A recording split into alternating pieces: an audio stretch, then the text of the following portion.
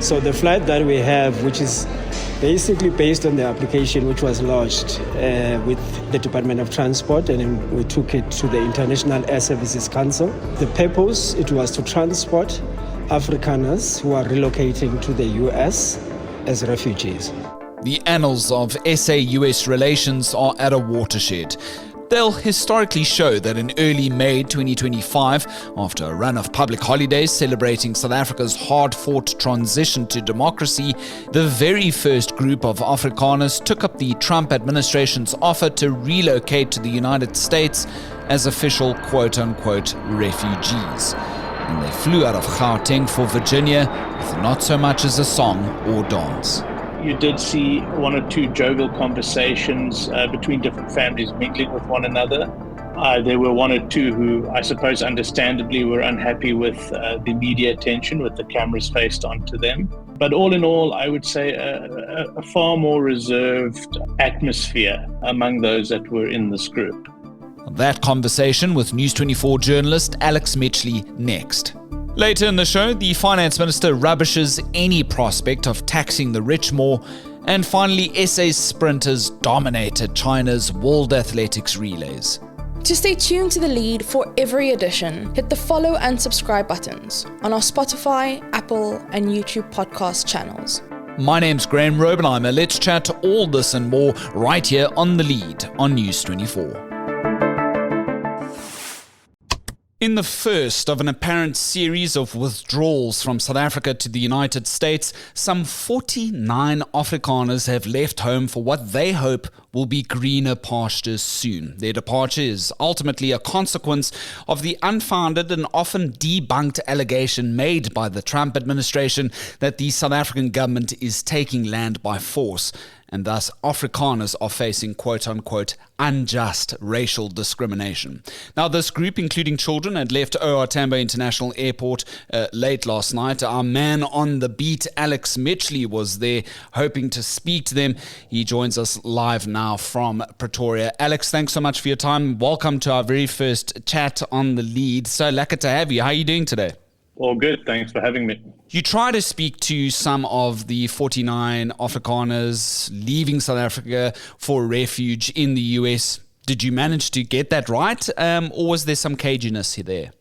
Yeah, unfortunately, I was unsuccessful. We did approach several of those that were in the queue, busy checking in their luggage, getting their boarding passes, and we met with a lot of no comments. A couple of people said, very politely said, we don't want to talk. And so we weren't able to really ascertain any of their personal views around the, this next phase in their life that they're undertaking, or why they decided to apply for this American refugee status. Which is unfortunate, because I think it would have been great to understand a little bit what's going through a South African's mind as they undertake a life-altering journey, right? Regardless of all the politics and the other optics on top of all of that, you are changing your life for one thing or another. What was the sort of demographics of the group, young and old? Is it predominantly a sort of minority group in the South African context? Read mostly white? Were there kids involved? Paint us a picture. Take us to the airport quickly. Yeah, I mean, I think it came down to probably, more than a dozen families or so. Obviously, they were all white. One can assume they were all, most were Afrikaners. I do recall one family speaking English. I would say between the adults were probably, generally between into their late 30s, mid 30s, into their late 40s. Probably more than a dozen or so children, from toddlers up to 6-7 years old, one or two teenagers. And quite a fair split down between male and female. And the mood, obviously this isn't like the Springboks coming back from France, to the airport. We're not going to get that sort of same experience. But was it jovial, or was it quite quiet and muted? What was the experience? I think for a lot of them, they were definitely more reserved, just standing in line, waiting their turn to check their luggage. You did see one or two jovial conversations between different families mingling with one another. There were one or two who, I suppose, understandably were unhappy with the media attention, with the cameras faced onto them. But all in all, I would say a far more reserved atmosphere among those that were in this group. Alex, per your reporting quite late yesterday, you'd been on your feet quite a long time trying to put a story together that was not only factual but engaging for our readers to listen. And if you're wondering what exactly the name of that article, still trending on the front page of News 24 at the moment, first group of Afrikaner refugees leave in silence without any fanfare, penned by yours truly, Alex Mitchley, currently on the line with us. What do we understand about the plane that actually took them? It's a private charter, right? It wasn't like Delta Airlines that leave South Africa 4 times a week, right? No, this was a private charter that came from the US, Omni Air International. According to the Department of Transport, it came through from Texas, landed at Dakar, Senegal, before making its way to OR Tambo, and it was supposed to leave, according to the Department of Transport again, it was supposed to leave, the flight plans were that the plane would leave, I think it was around 8 or 8:30, go back to Dakar, Senegal before going straight to Washington. But we do know that flight was delayed.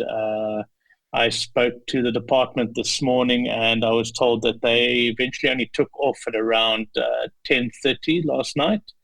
And I'm not sure whether there were any more delays in Dakar or not. For a private jet or plane to land here in South Africa to take South Africans from this country to another country obviously has to go through the normal protocol that any other airliner would have to do. What does that process look like? Was it any different from the norm in the application by this private jet or company or charter? And what do we know about that process from the local transport authorities here? Yeah, the department again said that, they received this application, for a foreign operator permit, I suppose, to come and land in South African airspace. And they said that this was sent to the International Air Services Council for processing. The permit was approved.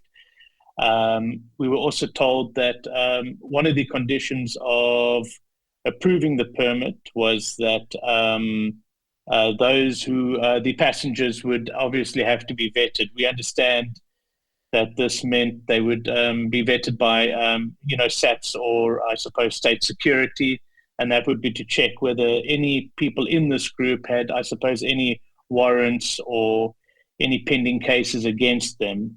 The department also had said that the reason given by the charter was to pick up these 49 passengers who are relocating to the US to resettle as refugees, as the United States refers to them. Okay, so normal protocol just to check, what their credentials are. Perhaps there was a criminal record among them that would require them to remain in South Africa for whatever reason, normal protocol. Landing, as is sort of being reported internationally at an international airport based in the US state of Virginia. Do we know anything about the welcome event there that's apparently being put on by the Trump administration? And surely in my mind, Alex, the White House, the US Trump establishment is paying for all of this? Yeah, I mean, I don't know for sure who's fitting the bill, but I suppose it is a Trump administration program, so that's certainly where the funding will come from. We have seen some international media, New York Times, reporting that, once this group arrives on US soil, there will be a press conference. We were expecting that they would have arrived at around 12 o'clock SA time, but given the delays, obviously it'll be a couple hours later. We also understand, as per the reporting, it's the first tranche or the first group making its way through to the US as part of this mission South Africa, in inverted commas, which the Trump administration is now touting as the sort of official program for this refugee status. Do we know how many more groups are going? Do we know how big those groups are? Or is that sort of like a wait and see approach here? Yeah, I suppose we certainly haven't been given any of that sort of information by the US Embassy and consulates in SA. But we do know that today the embassy did publish more information relating to their refugee admission program for South Africa. We do know that on Monday, the embassy did publish more information regarding this admissions program for South Africans, where they gave a link to a statement of interest that obviously interested parties can fill out, and also gave a bit more information around the requirements to be eligible for this resettlement, which includes that it must be a person of South African nationality, must be of Afrikaner ethnicity or a member of a racial minority in South Africa, and must be able to articulate a past experience of persecution or fear of future persecution. So we don't know how many more have applied or how many more are being vetted for this US program. But as I said, the embassy has obviously updated with more information. So it stands to reason that this is just the first group and that there may be more to come. Yeah, and I thought quite interesting if we look at our colleague over in the debunking desk, Andrew Thompson. He had penned this article early in April, Alex. Just over 8,000 South Africans expressed official interest in US refugee process, and not 67,000 that was claimed at the time by the South African Chamber of Commerce in the USA. So it actually was whittled down to around 8,200 people who had actually expressed official interest in the process, but only 100 at that point on the 2nd of April, Andrew had found had been actually earmarked for the possible transfer. But of course, that number is probably old by now. And now with these new details up on the websites, obviously that opens up, future clarity for other applicants to come along.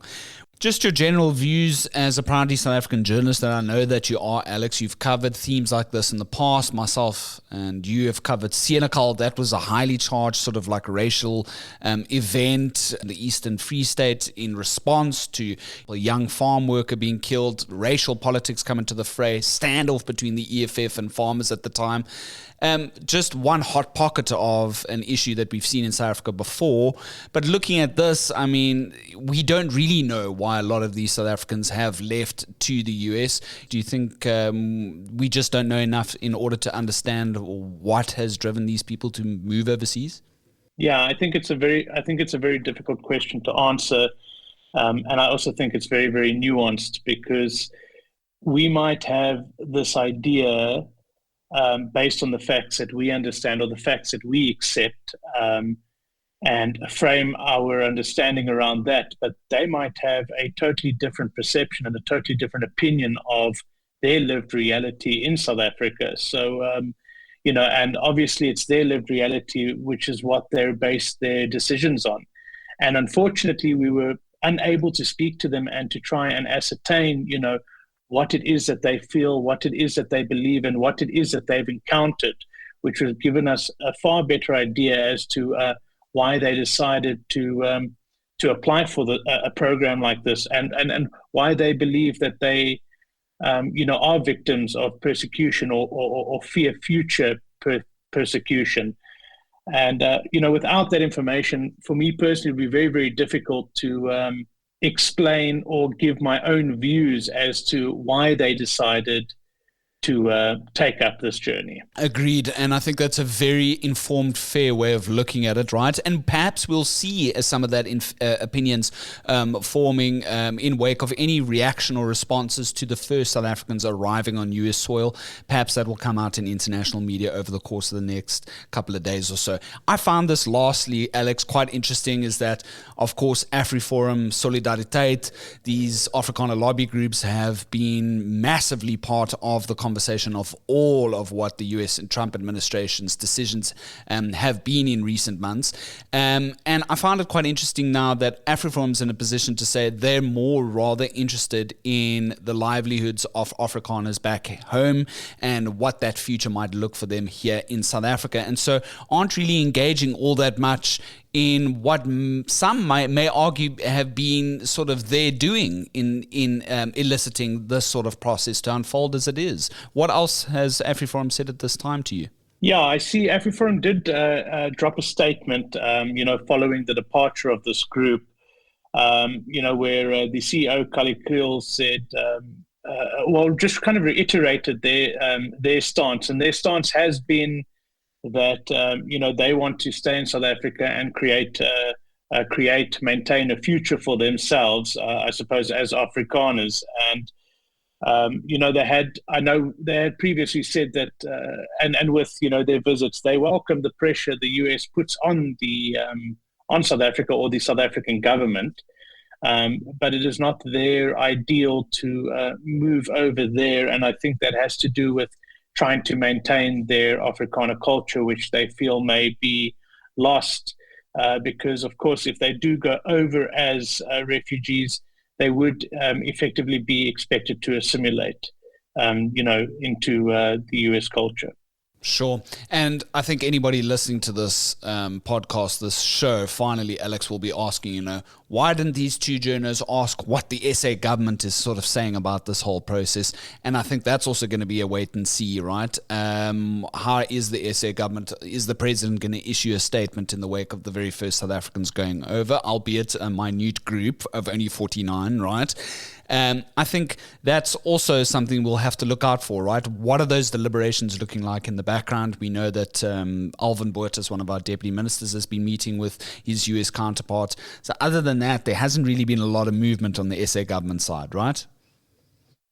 Yeah, I think, I think on the 9th of May, I know that there was a statement released by Durko to slam, which effectively slammed the US decision to resettle this I suppose a specific group of Afrikaners, and they called it politically motivated and designed to question South Africa's constitutional democracy.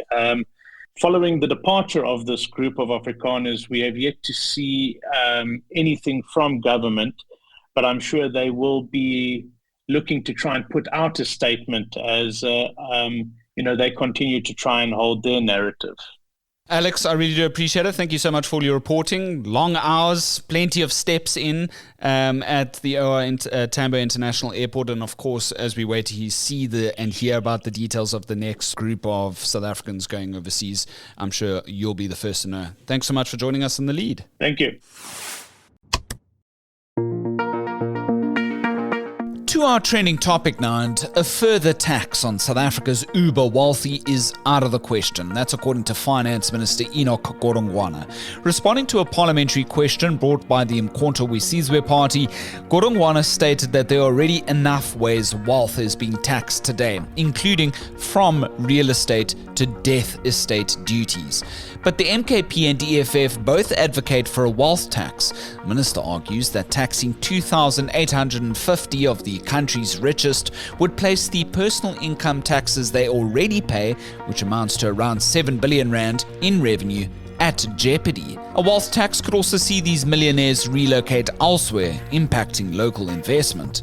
Godongwana also believes that many other nations have scrapped their wealth taxes in recent years, and any such introduction would persuade people to save less in a country that already has a low gross savings rate. The minister also reckons the government's corporate income tax is high enough. It wouldn't lessen inequalities, and any increase would only make SARS's enforcement program a lot more difficult to achieve. That story thanks to journalist Jason Felix. But what do you think? Drop a comment below. And finally, in your latest sport, Mzansi's relay runners are outpacing their rivals on the world stage. In fact, Team SA sprinters bagged 2 gold medals and a bronze at the World Athletics Relays in China over the weekend, and 4 relay teams from South Africa have now qualified for the World Athletics Championships in Tokyo in September. Among them, of course, was our superstar sprinter Akani Simbine in the men's 4x100 relay final, jetting past the US team with just 0.05 seconds to spare, making it the first time an African team won this race in this competition. The SA women's side claimed bronze in the 4x400 meter stretch. And last but not least, newcomers Leendert Kukumur and Zakiti Nene helped lead the men's 4x400 meters final to clinch our second gold. Simply outstanding. That report thanks to News 24 Sports' Lynn Butler.